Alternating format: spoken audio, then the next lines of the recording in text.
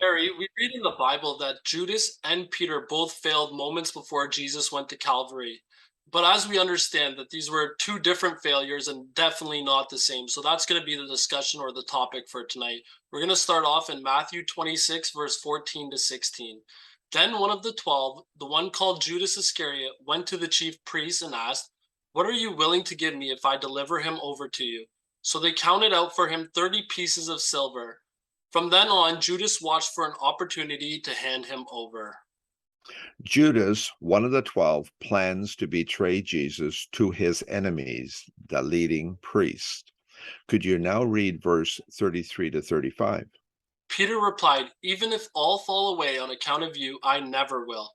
"Truly I tell you," Jesus answered, "this very night before the rooster crows, you will disown me 3 times."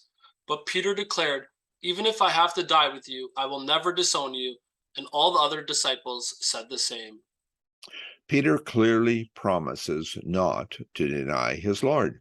A few hours later, Judas betrays Jesus and Peter denies knowing Jesus. Both sinned, right? The same thing? Not at all. Judas had the money in his pocket, premeditated sin. In John's gospel, we read that Judas was a thief. Judas was a double agent looking for advantage. When Jesus' plan seemed better, Judas was there. When Jesus' plan was looking less hopeful for Judas, he switched sides.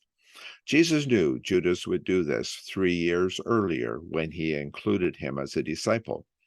Before Jesus chose the 12, he gave them all the choice. This is who I am, and this is what I'm offering. 11 chose to serve Jesus, one chose to take advantage of the wonderful opportunity to prosper both ways. Back to Peter. Peter loved Jesus. Peter would never deny the Lord he loved. Peter followed Jesus into the courtyard where Jesus was. Peter saw him being abused when the enemies of Jesus started to question Peter, "And who are you?" Peter lost his courage and denied the Lord. Peter, of all people, was the bravest soldier Jesus had. At Gethsemane, Peter started to swing the sword. Peter was a fisherman. He had no military training. Peter did go into the lion's den to be with Jesus at the palace of the high priest, and now he failed. Could you read Luke 22:31 to 33?